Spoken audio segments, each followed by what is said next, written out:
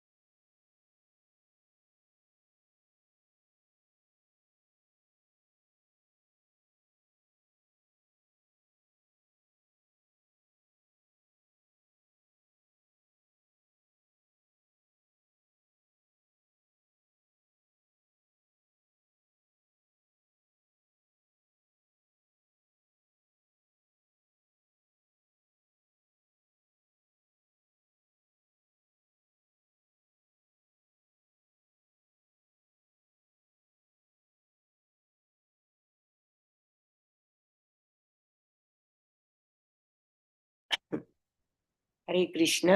So మీకు నిన్ను చూసిన విషయాలు చాట్ బాక్స్ లో హరే కృష్ణ మాతాజీ. హరే కృష్ణ మాతాజీ, అందరికీ ప్రణామాలు. ఇస్కాన్ బెంగళూరు వారి లెవెల్ 2 క్లాస్ లో ఉన్నాము. అందరికీ స్వాగతం.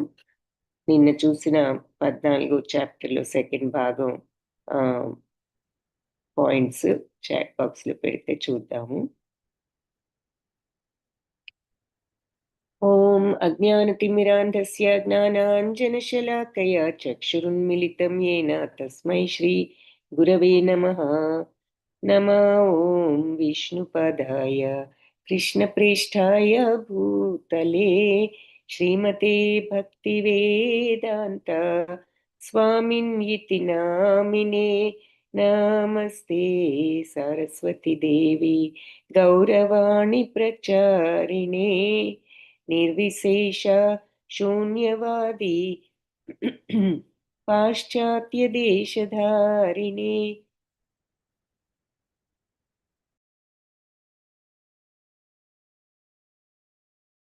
हे कृष्णा करुणा सिंधो दीनबंधो जगत्पते गोपेश गोपिका कांता राधा कांता नमोस्तुते.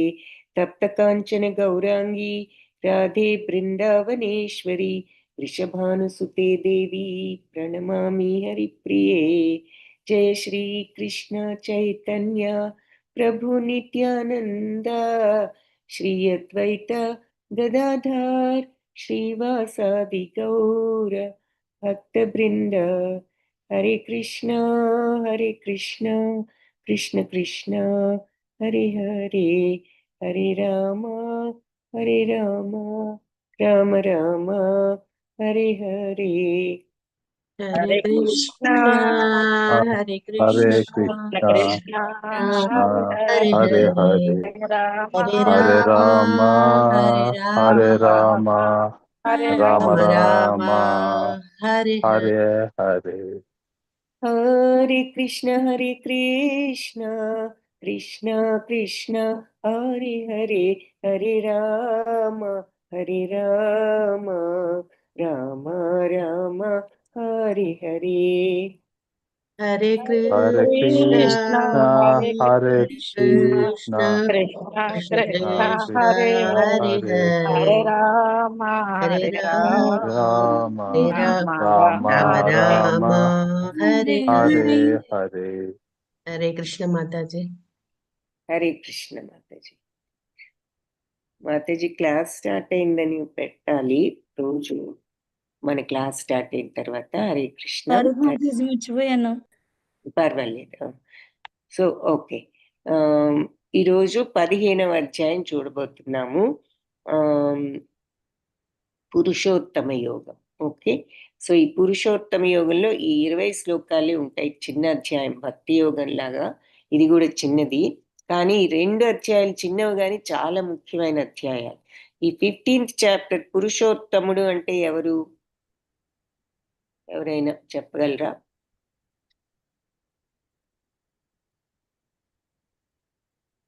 ఓకే. సో ఈలోపు పురుషోత్తముడు అంటే ఎవరు? ఆన్సర్ ఎవరు చెప్పలేరా? చాలా చోట్ల ఆ మాట చూస్తున్నాం. పురుషులలో ఉత్తమమైన వాడు. మాతాజీ. ఉత్తమమైన పురుషుడు, అది గ్రామాటికల్ మీనింగ్. మరి పురుషోత్తముడు అని మనం ఎవరిని గురించి రిఫర్ చేస్తున్నాము యూజువల్గా? కృష్ణుడి గురించి సో భగవంతుణ్ణి పురుషోత్తముడు అన్నారు. ఎందుకు పురుషోత్తముడు అని భగవంతుణ్ణి అన్నారు అంటే మరి పురుషులలో ఆయన ఉత్తముడని మీనింగ్ని బట్టి చెప్పుకోవచ్చు. ఇంకా కొంచెం వివరంగా ఇక్కడ అది కూడా తత్వం, భగవత్ తత్వం అంతా కూడా చూస్తాము. సో భగవంతుడు అసలు ఈ భౌతిక ప్రపంచం, ఆధ్యాత్మిక ప్రపంచం, వాటి మధ్య ఉన్న డిఫరెన్స్, దేనికి ఈ డిఫరెన్స్ అనేది వచ్చింది, తరువాత మరి ఈ ఎందుకు ఈ భౌతికత్వంలో అందరూ ఉంటున్నారు, ఎలా ఉంటున్నారు, ఎటువంటి మోహంలో, ఆ తరువాత ఆధ్యాత్మికతకు వెళ్ళడానికి ఏం అవసరం, ఈ భౌతికత్వాన్ని ఛేదించి ఆధ్యాత్మిక ప్రపంచంలోకి ఎలా వెళ్ళగలుగుతాము, ఆ ఆధ్యాత్మిక ప్రపంచం అంటే మరి భగవంతుడు ఈ మొత్తం ప్రపంచాన్ని ఏ విధంగా ఆయన నడుపుతున్నారు, ఆయన శక్తి ప్రతి దానిలో ఎలా ఉన్నది ఈ విశ్వంలో, ఆ తర్వాత ఇవన్నీ కూడా చెప్పి ఈ ఈ ఈ భౌతికత్వం, ఈ జన్మ, ఈ భౌతికత్వంలోనే చిక్కుకుని ఉంటే మనకి ఎలా ఆధ్యాత్మిక ప్రపంచానికి వెళ్ళలేమో, ఇందులోనే ఎలా మనం తిరుగుతూ ఉంటామో ఈ జనన మరణ చక్రంలో, ఇవన్నీ ఎందుకు మనం ఇలా ఈ భౌతికత్వాన్ని వదలలేకపోతున్నాము, తద్వారా ఎందుకు ఇలా ఈ చక్రంలో బంధింపబడుతున్నాము, ఈ చక్రం నుంచి విడుదలవ్వాలి అంటే ఏం చెయ్యాలి, ఇవన్నీ చెప్తూ భగవంతుడు తనను గురించి చెప్తూ తను ఏ విధంగా ఈ విశ్వంలో ఈ విశ్వాన్నంతా నడిపిస్తున్నాను అని చెప్తూ చివరికి ఎందుకు తనని పురుషోత్తముడు అన్నారు. ఆ పరంధామం గురించి కూడా చెప్తూ ఆ దివ్యధామం ఎలా ఉంటుంది అని, ఆ తరువాత తన గురించి తను పురుషోత్తముడు అని ఎందుకు పిలువబడ్డారు అన్నది కూడా చెప్తారు.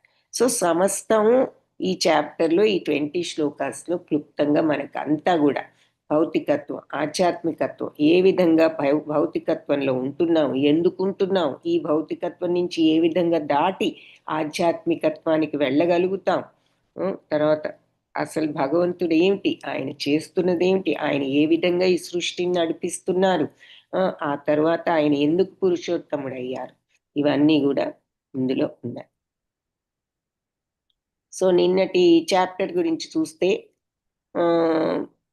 మనం మధ్యలో చివరి చాప్టర్స్ నిన్న కవర్ చేశాం.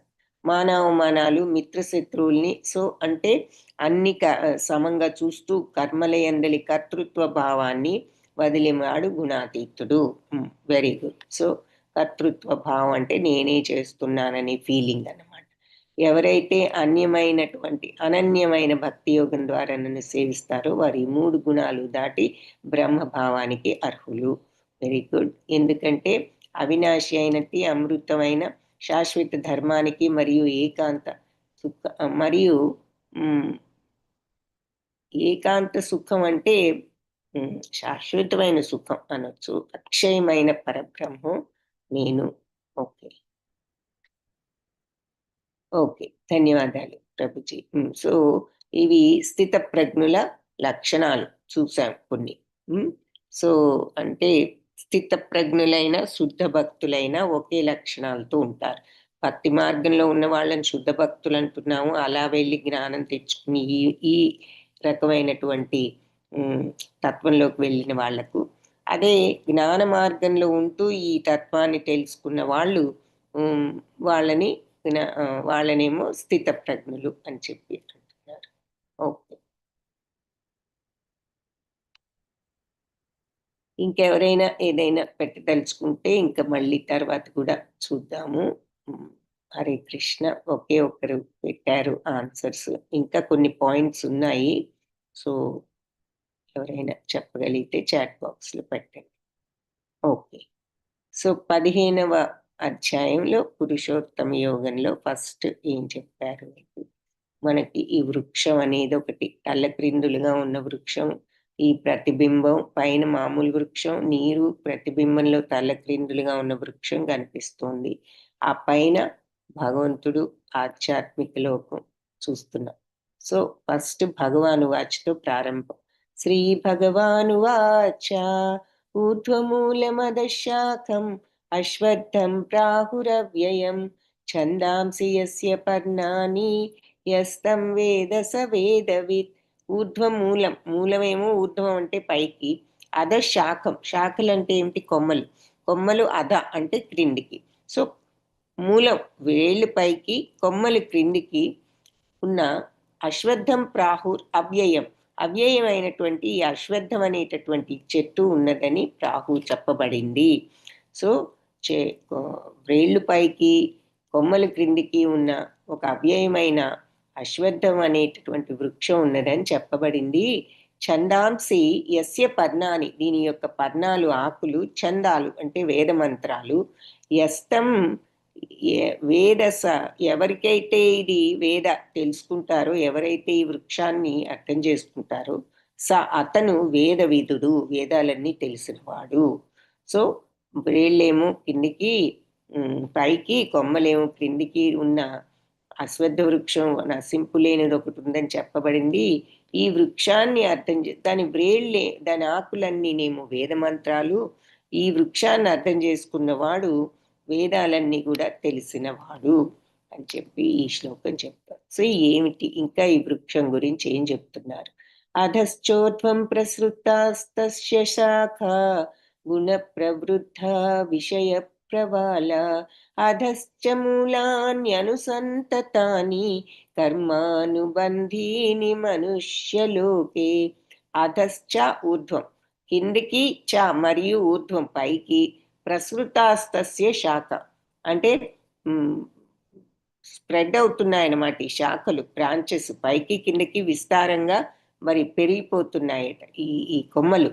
గుణ ప్రవృద్ధ, ఎలా పెరుగుతున్నాయి? గుణాల వల్ల పోషించబడి పెరుగుతున్నాయి అని చెప్పి చెప్తున్నారు. కానీ అవి ఏమిటి? ఈ కొమ్మల యొక్క రెమ్మలన్నీ కూడా విషయ ప్రవాలాలు అంటే ఇంద్రియ విషయాలు అంటున్నారు అన్నమాట.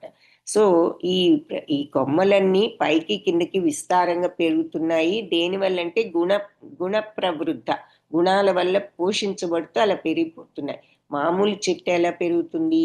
నీరు పోస్తే పెరుగుతుంది. కానీ ఈ చెట్టు 3 గుణాల వల్ల పెరుగుతోంది. సత్వరజస్తమో గుణాల వల్ల ఈ చెట్టు పెరుగుతోందట. పెరిగి దీని కొమ్మలన్నీ ఏమిటి? ఇలా కొమ్మలు ఇవన్నీ ఏమిటి అంటే ఇంద్రియ విషయాలు. సో ఇంద్రియ విషయాలన్నీ కొమ్మలు సూచించేది ఏమిటంటే ఇంద్రియ విషయాలు. సో మామూలు చెట్టు నీళ్ళతో అయితే, ఈ చెట్టు ఏమో మరి ఇంద్రియ 3 గుణాలతో పెరిగి, 3 గుణాలతో దేనిని పెంచుతోంది? ఇంద్రియ విషయాలు అనబడే కొమ్మలు పెంచుతోంది. అధశ్చ మూలాన్ని అనుసంతతాన్ని. సో అలాగే ఈ మూలం వ్రేళ్ళు కింది వైపున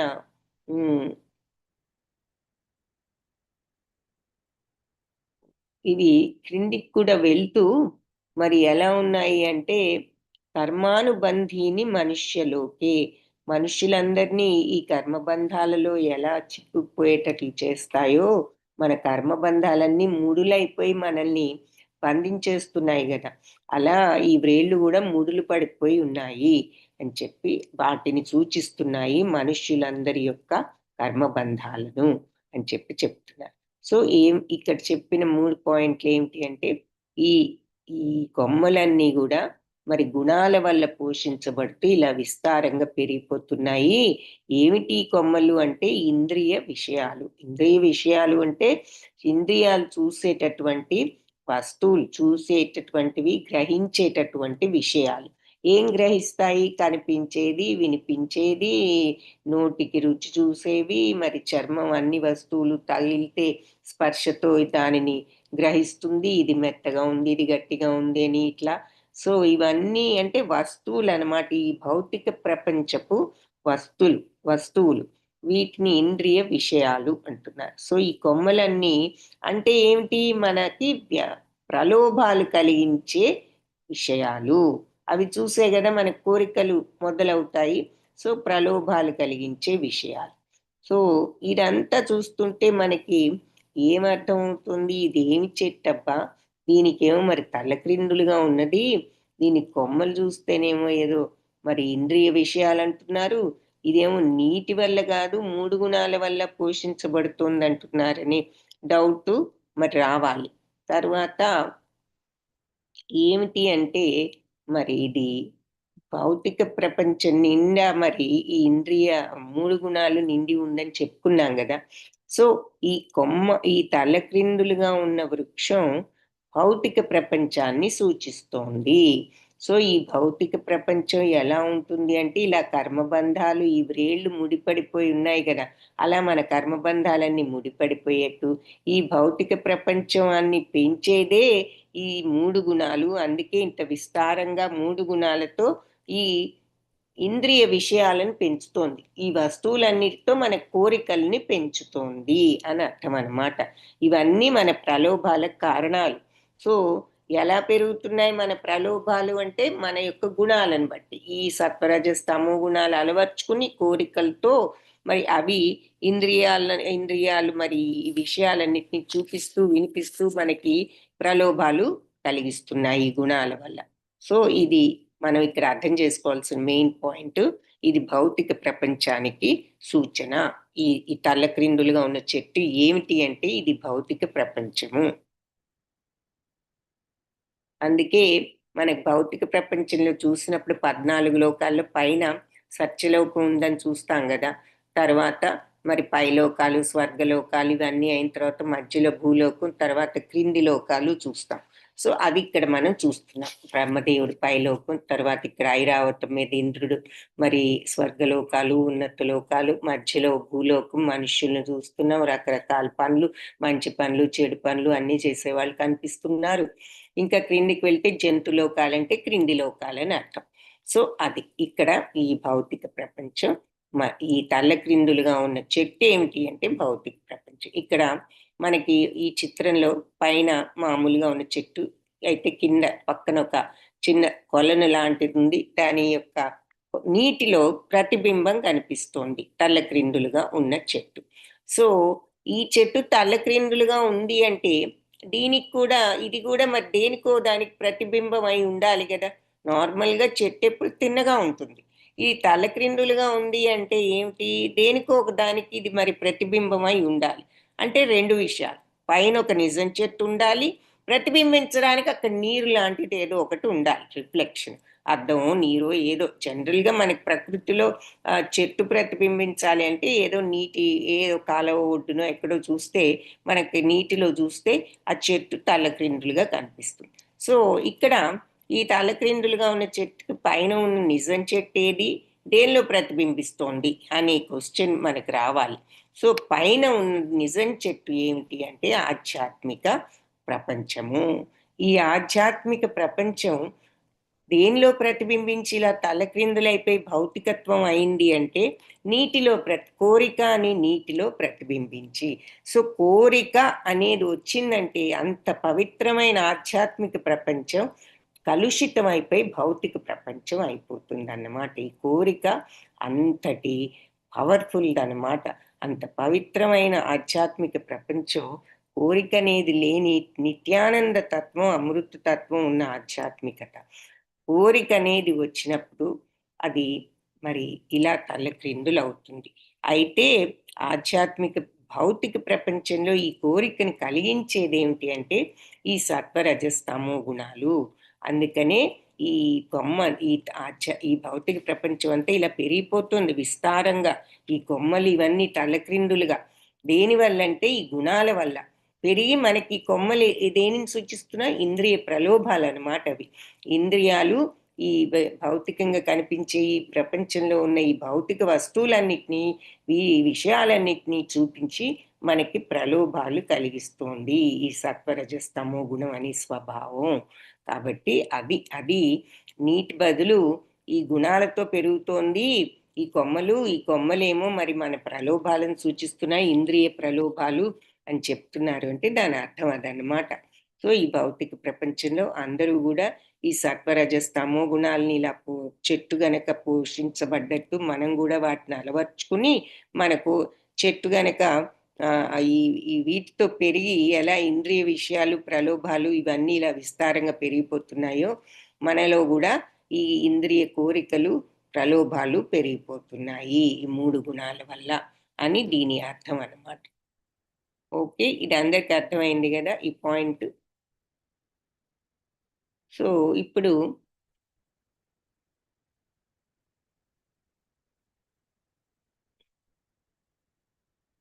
ఓకే, ఇంకా కొన్ని పాయింట్స్ చెప్పారు. ఓకే, ఇంకెవరైనా చెప్తే చూద్దాం.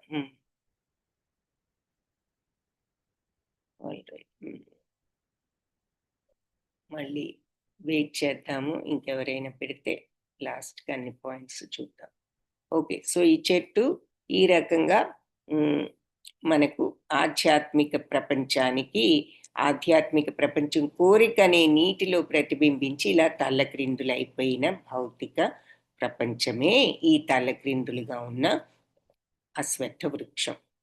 అయితే ఈ అశ్వత్థ వృక్షం ఎలాంటిది అంటే దీన్ని ఏ విధంగా మరి మనం ఛేదించి ఆ తిన్ననైనటువంటి ఆధ్యాత్మికతలోకి వెళ్ళాలి, ఈ తలక్రిందుల దాని నుండి మనం ఎలా తప్పించుకోవాలి, ఈ భౌతికత్వం నుంచి ఆ పవిత్రతలోకి ఎలా వెళ్ళాలి. నరూపమస్యేహ తథోపలభ్యతే నాంతో నాదిర్న చ సంప్రతిష్ఠ అశ్వత్థమేనం సువిరూఢమూలం అసంగశస్త్రేణ దృఢేన చిత్వా. నరూపం అస్యేహం. సో దీని యొక్క రూపం, నిజమైన రూపం తథోపలభ్య, ఎవరికి కూడా అర్థం కాదు. దీని అంతం ఎక్కడో, నచ చ మరియు ఆది లేదు దీనికి, చ మరియు సంప్రతిష్ఠ, దీని ఆది ఎక్కడో అంతం ఎక్కడో మధ్య ఎక్కడో ఎవరు తెలుసుకోలేరు. దీని యొక్క నిజరూపం ఎవరికి అంత సులభంగా అర్థం కాదు.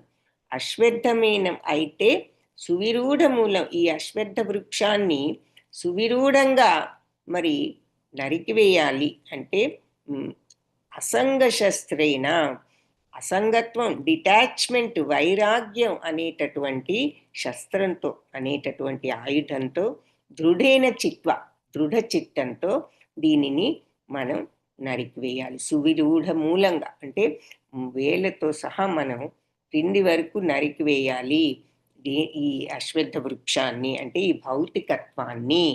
ఈ భౌతికత్వాన్ని ఏ విధంగా మనం ఛేదించగలము అంటే అసంగత్వం అనేటటువంటి అస్త్రంతో. అసంగత్వం అంటే డిటాచ్మెంట్, వైరాగ్యం. వైరాగ్యం అంటే ఏమిటి? కోరికలు లేకుండా ఉండగలగడం. సో అటువంటి డిటాచ్మెంట్, దృఢచిత్తం ఉండాలి. అసలు మనకి దృఢచిత్తం లేని ఏ పని చేయలేం. ఆ పట్టుదల చెయ్యాలి అనేటటువంటి దృఢమైన కోరిక కూడా కాదు, దృఢమైనటువంటి నేచర్ ఉండాలి. సో ఆ డిటర్మినేషన్, పట్టుదల, సో ఆ రెండు ఉండి ఆ వైరాగ్యంతో దీనిని ఖండించవచ్చు. సో ఈ భౌతిక ప్రపంచాన్ని, భౌతికత్వాన్ని మనం ఛేదించాలి అంటే మనకి ముందు పట్టుదలతో ఈ వైరాగ్యం అనేటటువంటి ఖడ్గంతో సాధ్యపడుతుంది. సో సింపుల్ మాటల్లో చెప్పాలి అంటే ఎప్పుడైతే మనం కోరికలను తగ్గించుకుంటామో అప్పుడే మనం క్రమేణా ఈ భౌతికత్వపు లక్షణాలను తగ్గించుకుంటూ రాగలుగుతాము, ఆధ్యాత్మికతలోకి వెళ్ళగలుగుతాం. తతః పదం తత్పరిమార్గితవ్యం యస్మిన్ గతా నివర్తంతి భూయః తమేవ చాద్యం పురుషం ప్రపద్యే యత్ ప్రవృత్తి ప్రసృతా పురాణి. తతః పదం తత్పరిమార్గితవ్యం. ఆ తర్వాత వైరాగ్యం అనే ఖడ్గంతో మరి దీనిని ఛేదించిన తరువాత మరి యస్మిన్ ఆ మార్గాన్ని వెతుక్కోవాలి అంటున్నారు. ఆ తరువాత ఏ మార్గం? యస్మిన్ గత, ఎక్కడికి వెళ్తే నా నివర్తంతి భూయ. భూయ అంటే తిరిగి, నా నివర్తంతి తిరిగి మళ్ళీ వెనక్కి రాము, అటువంటి ప్రదేశాన్ని వెతుక్కోవాలి. ఎక్కడికి వెళ్తే ఏది వైరాగ్యంతో మనం ఖడ్గాన్ని ఛేదించిన తర్వాత మనం ఈ దివ్య మార్గాన్ని వెతుక్కోవాలి. ఎటువంటి మార్గం అంటే ఎక్కడికి వెళ్తే మళ్ళీ వెనక్కి తిరిగి రాము, అక్కడికి వెళ్ళడానికి మార్గాన్ని వెతుక్కోవాలి. తమేవ చాద్యం పురుషం ప్రపద్యే అంటే అన్నిటికంటే ఆది పురుషుడైన ఆ భగవంతుణ్ణి శరణు వేడాలి. యత ప్రవృత్తి ప్రస్తుత పురాణి. సో మళ్ళీ మరి ఈ రకంగా మనం నెక్స్ట్ చేయవలసిన పని ఏంటి అన్నది చెప్తున్నారన్నమాట. సో ఇక్కడ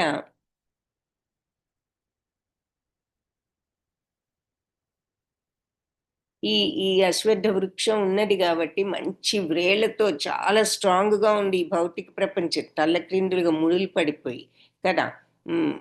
ఆధ్యాత్మిక వృక్షం కి కరెక్ట్ గా ఆపోజిట్ గా ఉన్నది. అక్కడ కోరిక అనేదే లేదు, ఎప్పుడు తృప్తి నిత్యానందం. ఇక్కడ ఎప్పుడు కోరికలు, ఎప్పుడు దుఃఖాలు, జలసీలు, కోపాలు, తాపాలు ఉంటూ ఉంటాయి. కాబట్టి వీటిని తగ్గించుకోవాలి, ఖండించాలి అంటే మరి వైరాగ్యం అవసరం. కోరికలు తగ్గించుకుంటే ఆటోమేటిక్గా మరి మనకి ఈ సగం ఈ ఫీలింగ్స్, ఆందోళనలు, భయాలు, ఈ కోపాలు, తాపాలు ఉండవు. సో ఆ తర్వాత కోరికలనని వాటిని తగ్గించుకుని వైరాగ్యంతో భగవంతుణ్ణి చేరుకుని ఎక్కడికి వెళ్తే మళ్ళీ తిరిగి రాము, ఎక్కడికి వెళ్తే తిరిగి రాము, భగవద్ధామానికి ఆధ్యాత్మిక ప్రపంచంలోకి వెళ్ళిన వాళ్ళు మళ్ళీ ఈ భౌతికత్వంలోకి రారు. కాబట్టి ఆ ఆధ్యాత్మిక ప్రపంచాన్ని ఈ మార్గాన్ని వెతుక్కోవాలి. ఎలా? ఆ భగవంతుణ్ణి శరణు వేడి అని చెప్తున్నారు. సో ఫస్ట్ వైరాగ్యం తెచ్చుకుని కోరికలు తగ్గించుకోవడం ముఖ్యం. ఆ తర్వాత భగవంతుణ్ణి శరణు వేడాలి. ఎందుకు అంటే ఎక్కడికి వెళ్తే మళ్ళీ తిరిగి రాము, అక్కడికి వెళ్ళడానికి. యత ప్రవృత్తి ప్రసృత పురాణి.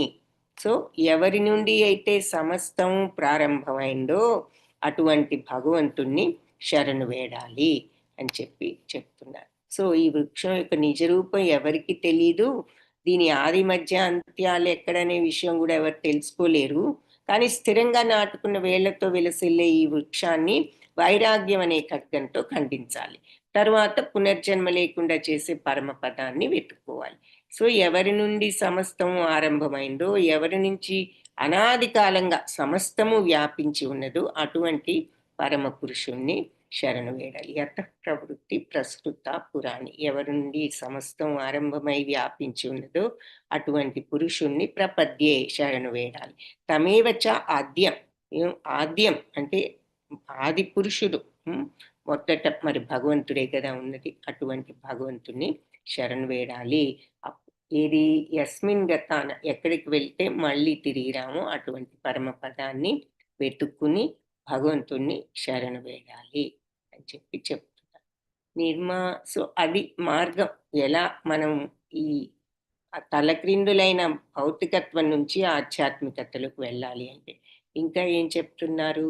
నిర్మాణమోహాజిత సంగదోష ఆధ్యాత్మ నిత్యా వినివృత్త కామా ద్వంద్వైర్విముక్త సుఖ దుఃఖ సంజ్ఞై గచ్చంత్యమూఢా పదమవ్యయం తత్. సో నిర్మాణ మోహ అంటే మోహాలు, మరి ఈ అహంకారాలు, జిత సంగదోష అంటే రాగద్వేషాలు, సంగత్వం, అటాచ్మెంట్స్ ఏమిటి? కొన్నిటి మీద ఇష్టం, కొన్నిటి మీద అయిష్టం, కొన్నిటి పట్ల రాగం, కొందరి పట్ల ద్వేషం. ఇవన్నీ కూడా జయించాలి అంటే తగ్గించి వాటన్నిటినీ పారద్రోలగలగాలి రాగద్వేషాలను. ఆధ్యాత్మ నిత్యమైనటువంటి ఆత్మతత్వాన్ని అర్థం చేసుకుని వినివృత్త కామ, కోరికలన్నిటినీ వదిలించుకుని ద్వంద్వైర్విముక్త, ద్వంద్వాలన్నిటి నుండి కూడా విముక్తులై. ద్వంద్వాలు అంటే ఆపోజిట్స్, సుఖము, దుఃఖము, శత్రువు, మిత్రుడు. అందుకే శుద్ధ భక్తుల లక్షణాల్లోనూ స్థితప్రజ్ఞుల లక్షణాల్లోనూ మనం ఈ ఆపోజిట్స్ జయించిన వాళ్ళు కాబట్టి వాళ్ళకి సుఖమైన దుఃఖమైన ఒకటే, శత్రువు అయినా మిత్రుడైనా ఒకటే అని చూస్తాం. సో అది ద్వంద్వాల నుంచి విముక్తులంటే రెండు పరిస్థితుల్లోనూ రెండు రకాల వాళ్ళతోనూ ఎవరితో అయినా సమానంగా ప్రవర్తించేవాళ్ళు, ఏ పరిస్థితుల్లో అయినా ఒకే రకంగా ఉండేవాళ్ళు, రియాక్ట్ అవ్వకుండా వాళ్ళు ద్వంద్వాల నుంచి విముక్తులైన వాళ్ళు. సుఖ దుఃఖాలు అనేటటువంటి ద్వంద్వాలు ఎగ్జాంపుల్ కూడా చెప్తున్నారు భగవంతుడు. సుఖ దుఃఖాలు అనేటటువంటి ద్వంద్వాల నుండి విముక్తులైన వాళ్ళు. సుఖం అనుకుని సంతోషపడి ఎగిరిపోవడం లేదు, దుఃఖం అనుకుని కృంగిపోవడం లేదు, ఎప్పుడు కూడా సమత్వంతోనే ఉంటారు. ఎందుకు? ఈ సుఖము దుఃఖం అన్నీ మన మానసిక ఫీలింగ్సే. గచ్చంత్యమూఢ పదం అట్లా మరి అలా మూఢత్వం లేని అవ్యయమైనటువంటి ఆ బ్రహ్మపదాన్ని పొందుతారు. సో ఎవరు? మనం వైరాగ్యం అనే ఖడ్గంతో ఖండించి మరి సమస్తాన్ని నుండి సమస్తము వ్యాపింపజేసిన ఆ భగవంతుణ్ణి, ఆది పురుషుణ్ణి శరణు వేడి మరి ఈ రకంగా మరి అటాచ్మెంట్ను వదులుకుని ఆత్మతత్వాన్ని అర్థం చేసుకుని కోరికలను వదిలి ద్వంద్వాల నుంచి విముక్తులై సుఖ దుఃఖాలలో సమత్వంతో ఉన్నవాళ్ళు మరి ఈ అవ్యయమైనటువంటి బ్రహ్మపదాన్ని, భగవత్పదాన్ని పొందుతారు అని చెప్పి ఇక్కడ చెప్తున్నారు. సో ఏ లక్షణాలు ఉండాలి, ఏం చెయ్యాలి? సో వైరాగ్యంతో భగవంతుని శరణు వేడి ఈ లక్షణాలన్నిటినీ మరి వాళ్ళు బ్రహ్మపదాన్ని పొందుతారు. ఆ బ్రహ్మపదాన్ని పొందుతారన్నారు కాబట్టి తన బ్రహ్మపదం ఎలా ఉంటుందో కూడా చెప్పారు ఇక్కడ. న తద్భాసయతే సూర్యో న శశాంకో న పావకః యద్గత్వా న నివర్తంతే తద్ధామ పరమం మమ. అది నా తద్భాసయతే సూర్యో, అది భాషింపబడదు, సూర్యుడి వల్ల ప్రకాశింపబడదు. శశాంకో నా శశాంకో, చంద్రుడి వల్ల కూడా ప్రకాశింపబడదు ఆ దివ్యధామం. నా పావక, అగ్ని వల్ల, అంటే అగ్ని అంటే ఇక్కడ అగ్ని, ఎలక్ట్రిసిటీ, విద్యుత్తు దేనివల్ల ప్రకాశింపబడదు. సూర్యుడి వల్ల కానీ, చంద్రుడి వల్ల కానీ, అగ్ని వల్ల కానీ. మనకి వెలుగు కావాలంటే ఈ మూడిట్లో ఏదో ఒకటి ఉండాలి. సూర్యుడు ఉండాలి, లేదా చంద్రుడు ఉండాలి, లేదా ఎలక్ట్రిసిటీ ఉండాలి, విద్యుత్తు. కానీ ఈ పరంధామం, భగవద్ధామం మరి ఈ మూడు కూడా అక్కర్లేదు. అంటే భగవంతుడి యొక్క కాంతితోనే అది ప్రకాశిస్తూ ఉంటుంది. మనం 10th చాప్టర్ 11th చాప్టర్లో చూసాం కదా మరి 1000 సూర్యుల కాంతి అని. సో ఆయన కాంతితోనే అది ప్రకాశింపబడుతూ ఉంటుంది. యద్గత్వ, అక్కడికి వెళ్ళిన వాళ్ళు నా నివర్తంటే, మళ్ళీ తిరిగి రారు. తద్ధామ పరమమ్మ, అటువంటి ధామం నా దివ్యమైనటువంటి ధామము అని చెప్పి చెప్తున్నారు. సో నా దివ్యధామం సూర్య చంద్రుల వల్ల కానీ, విద్యుత్ వల్ల కానీ ప్రకాశింపబడదు. అక్కడికి వెళ్ళిన వాళ్ళు మళ్ళీ తిరిగి రారు. అలాంటి ధామం నా దివ్యధామం. ఇక్కడ భగవంతుడిని చూపిస్తున్నారు. మమైవ. ఇప్పుడు సో ఈ 6 శ్లోకాల్లో మనం ఎన్ని విషయాలు చూసాం. ఈ తలక్రిందులుగా ఉన్న చెట్టు ఇది దేనికి సూచన అంటే ఆధ్యాత్మిక ప్రపంచం ఇలా కోరిక వల్ల ఇలా తలక్రిందులైపోయింది, దానికి ఆపోజిట్ అయిపోయింది. ఇక్కడ ఎంతో సుఖం శాంతి ఉంటే ఇక్కడ అంత అశాంతి ప్రబలిపోతుంది. కోరికనే నీటి వల్ల ఇదంతా జరుగుతుంది. కోరిక వచ్చేసరికి ఇలా అంతా కూడా తలక్రిందులైపోతుంది. అంత నిశ్చలమైన ఆత్మ ఉన్నా కూడా ఆత్మతత్వాన్ని తెలుసుకోలేక ఈ కోరికల ప్రలోభాల వల్ల ఈ చెట్లన్నీ మరి అందుకని ఈ కొమ్మలన్నీ సత్వరజస్తమో గుణాలతో ఇలా ఇంద్రియ విషయాలను పెంచేస్తున్నాయి. అదే ఈ కొమ్మలు సూచిస్తున్నాయి, ఇంద్రియ ప్రలోభాలని. ఆ తర్వాత మరి దేనిలో ప్రతిబింబిస్తోంది అంటే నీటిలో ప్రతిబింబిస్తోంది.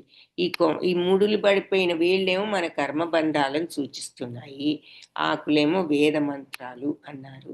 సో ఈ కోరికనే నీటిలో ప్రతిబింబించేసరికి ఆధ్యాత్మిక ప్రపంచం ఇలా తల్లక్రిందులైంది. సో ఈ వృక్షం ఇంత దృఢంగా ఉంది కాబట్టి దీన్ని ఛేదించి పైకి వెళ్ళాలి అంటే ఏం చేయాలి అంటే మరి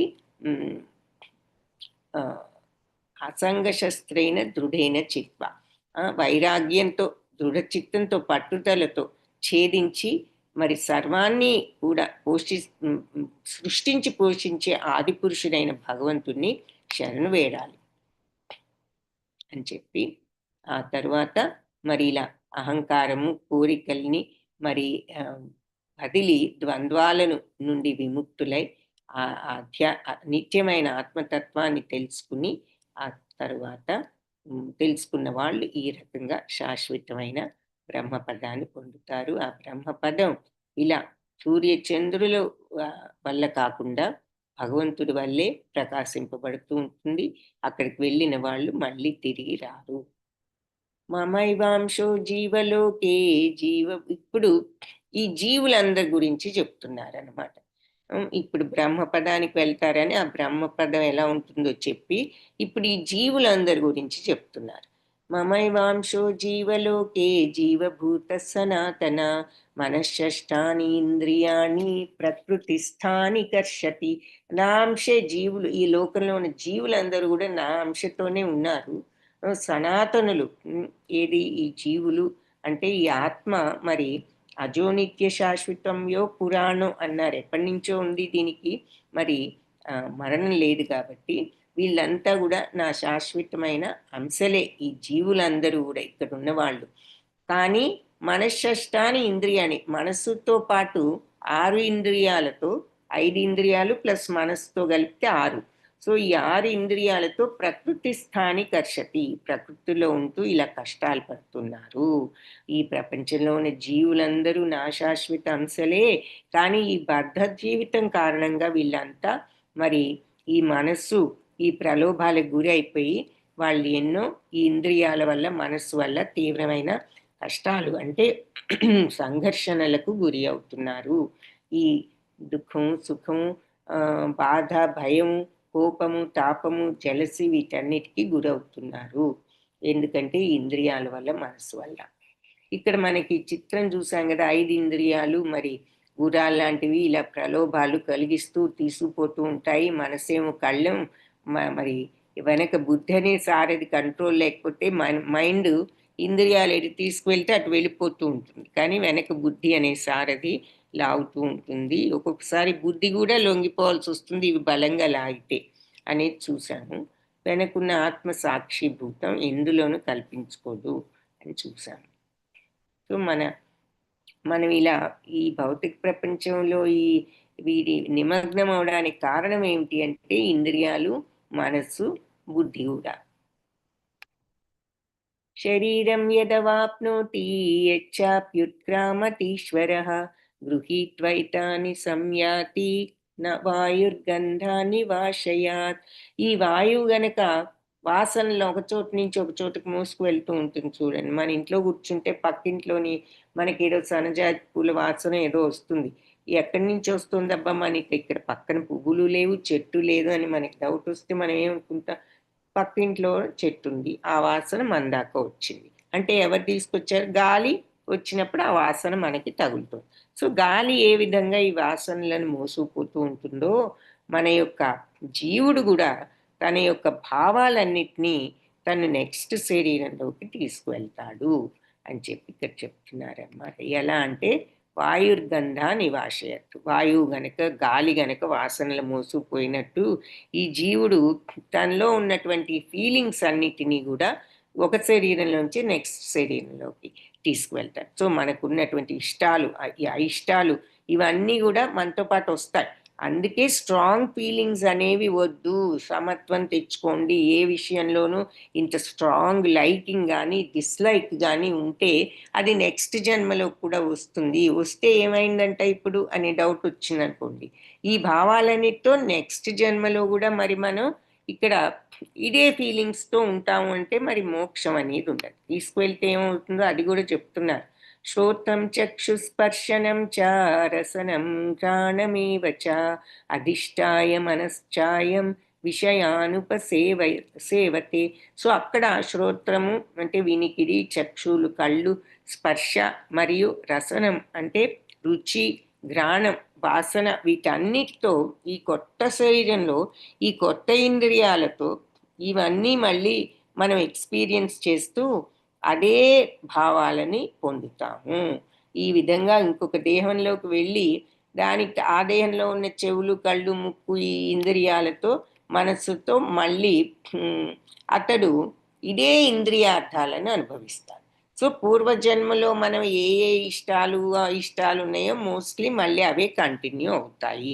అంత స్ట్రాంగ్ అయిష్టాలు ఉంటే నెక్స్ట్ జన్మలో కూడా అవి మనతో పాటు వచ్చి ఇలా కంటిన్యూ అవుతాయి కొత్త శరీరంలో కూడాను. అంటే అర్థం ఏమిటి? ఇంకా అలాంటి స్ట్రాంగ్ ఫీలింగ్స్ ఉన్నప్పుడు, సమత్వం లేనప్పుడు మనం రాగద్వేషాలతో ఉంటున్నాం.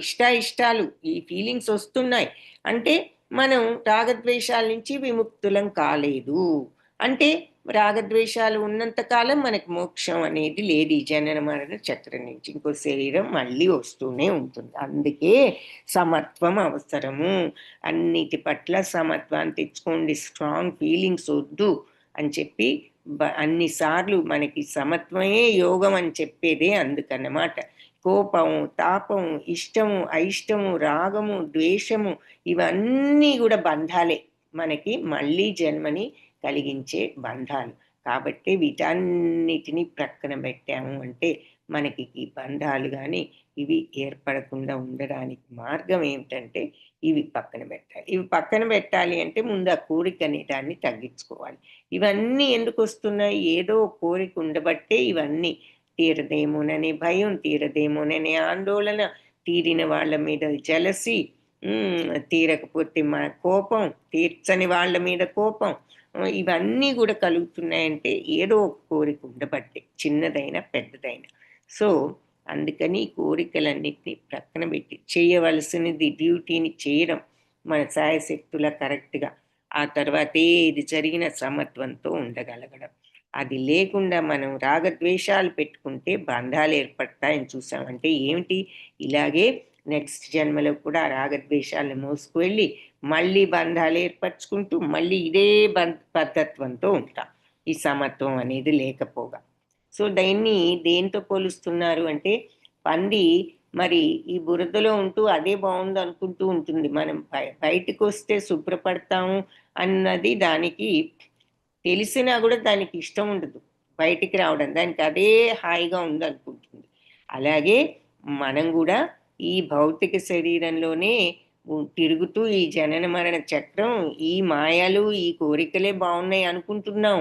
కానీ బయటికి వెళ్తే ఈ కోరికల్ని వదిలించుకుని, మురికి గనక పంది వదిలించుకున్న దులుపుకుని బయటకు వస్తే ఎంత హాయిగా ఉంటుందో తెలుసుకోలేనట్లు మనం కూడా ఈ కోరికల్ని వదిలించుకుని ఈ బయటికి అడుగు పెడితే ఈ చక్రం నుండి మనం అక్కడ ప్రశాంతంగా మనం భగవద్ధామంలో ఆ రకంగా ఉండొచ్చు అని చెప్పి మనకి ఎవరికి అర్థం కావడం లేదు అని ఈ ఎగ్జాంపుల్ చెప్తున్నారన్నమాట. ఉత్క్రామంతం స్థితం వాపి భుంజానం వా గుణాన్వితం విమూఢానాను పశ్యంతి జ్ఞాన చక్షుషః. సో జీవుడు ఈ రకంగా శరీరాన్ని ఏ విధంగా వదులుతాడు, ప్రకృతి 3 గుణాల ప్రభావంతో ఎలాంటి శరీరాన్ని అనుభవిస్తున్నాడు, ఇదంతా కూడా మామూలు వాళ్ళు తెలుసుకోలేరు. మనం ఇప్పుడు దాకా చూసుకునే విషయాలు. మరి ఇలా శరీరం ఒక దాంట్లోంచి ఒక శరీరంలోకి మనం ఈ భావాలన్నిటినీ మోసుకుపోతాము. తద్వారా మళ్ళీ అక్కడ కూడా ఇదే బంధాలతో ఇలాగే జీవిస్తాం. ఈ భావాలను మనం పక్కన పెడితే తప్ప మనకి మోక్షం లేదు అనే విషయం మామూలు వాళ్ళు తెలుసుకోలేరు. సో ఈ 3 గుణాలతో మనం ఎలా ఈ రాగద్వేషాలు పెంచుకుని వేరే శరీరంలో కూడా తీసుకువెళ్ళేంత స్ట్రాంగ్గా రాగద్వేషాలు మనలో పెంచుకుంటున్నాం. కాబట్టి అందుకే మన వాళ్ళు వాసనలు ఎక్కడికి పోతాయి అంటూ ఉంటారు చూడండి. ఎవరైనా ఏదైనా స్వభావం గురించి చెప్తూ ఉన్నప్పుడు చిన్నప్పటి నుంచి వాళ్ళకు వచ్చిన వాసనలు ఎక్కడికి పోతాయంటే పూర్వజన్మ నుంచి వచ్చిన వాసనలు అన్నట్లుగా అర్థం అన్నమాట. సో ఇదంతా కూడా మరి మామూలు వాళ్ళు మూర్ఖులు తెలుసుకోలేరు. కానీ జ్ఞానంతో శిక్షణ పొందిన వాళ్ళు పశ్యంతి జ్ఞాన చక్షుష, జ్ఞానంతో ఉన్న వాళ్ళు చూడగలుగుతారు, అర్థం చేసుకోగలుగుతారు. సో జ్ఞానవంతులు ఎప్పుడైతే వైరాగ్యంతో కోరికలను తగ్గించుకున్న వాళ్ళు, భగవంతుని శరణం వేడిన వాళ్ళు అర్థం చేసుకోగలుగుతారు అని చెప్తూ ఇక్కడ ఎగ్జాంపుల్ ఏమిటి? మెకానిక్ మనం 2 కూడా ఇంజిన్ చూస్తాం కారుది, మనకేమీ అర్థం కాదు, కనిపించిన ఇద్దరికి ఒకటే కనిపిస్తోంది, కానీ ఇతనికి లోపలన్నీ ఎలా పనిచేస్తున్నాయో తెలుస్తుంది, మనకేమీ అర్థం కాదు. అలాగే ఈ తత్వం అంతా కూడా విషయం అర్థం చేసుకున్న జ్ఞానులకు తెలుస్తుంది, కానీ మామూలు వాళ్లకు మూర్ఖులకు తెలియదు అంటున్నారు. యతంతో యోగినశ్చైనం పశ్యంత్యాత్మన్యవస్థితం యతంతోప్యకృతాత్మాను నైనం పశ్యంత చేతసః. సో ఆత్మానుభూతిలో ఉన్న వాళ్ళు, ఉన్న యోగులు దీన్ని స్పష్టంగా చూడగలుగుతారు. కానీ ఈ మనస్సు ఎవరికైతే ఇంకా ఏమీ అభివృద్ధి చెందలేదో, ఆత్మానుభూతిలో నెలకొనలేదో, వాళ్ళు ఎంత ప్రయత్నించినా కూడా ఈ విషయం వాళ్ళకి చూడలేరు, అంటే అర్థం చేసుకోలేరు అని చెప్పి చెప్తున్నారు. అంటే అది ప్రాక్టికల్గా అర్థం చేసుకోవడం, మాటలతో కాదు. ఇప్పుడు మనందరం కూడా అర్థం చేసుకున్నాం, కానీ మనం ఆ స్థితికి వెళ్ళగలిగినప్పుడు అది నిజమైన అర్థం చేసుకోవడం అన్నమాట. ఆత్మానుభూతిలో లేని వాళ్ళు ప్రయత్నించినా కూడా వాళ్ళకి ఏం జరుగుతుందో అర్థం కాదు అని చెప్పి చెప్తున్నారు. ఇప్పుడు ఇక్కడ వరకు ఈ భౌతికత్వం మరి ఈ శరీరంలో ఈ కోరికలతో ఎలా ఉంటుంది, మరి నెక్స్ట్ జన్మలో కూడా ఈ భావాలను మోసుకు వెళ్ళడం, ఇది జ్ఞానం ఉన్నప్పుడే ఈ విషయం తెలుసుకోవచ్చు, మామూలు వాళ్ళు మరి ఇవి చూడలేరు అని చెప్పి నెక్స్ట్ భగవంతుడు మరి తన గురించి చెప్పడం ప్రారంభించారనమాట. ఆ తర్వాత 12th శ్లోకా నుంచి. సో ఈరోజు ఇక్కడితో ఆపుదాము, మిగిలినవి నెక్స్ట్ క్లాస్లో చూడొచ్చు. వాంఛాకల్పతరుభ్యశ్చ కృపా సింధుభ్య ఏవ చ పతితానాం పావనేభ్యో వైష్ణవేభ్యో నమో నమః.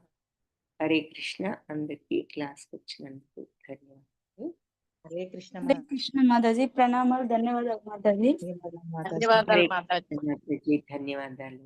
ధన్యవాదాలు మరి.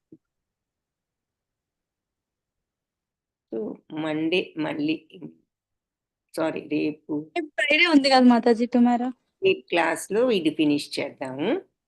అప్పుడు మండే మనం కొత్త చాప్టర్ స్టార్ట్ చేయొచ్చు, 16th చాప్టర్.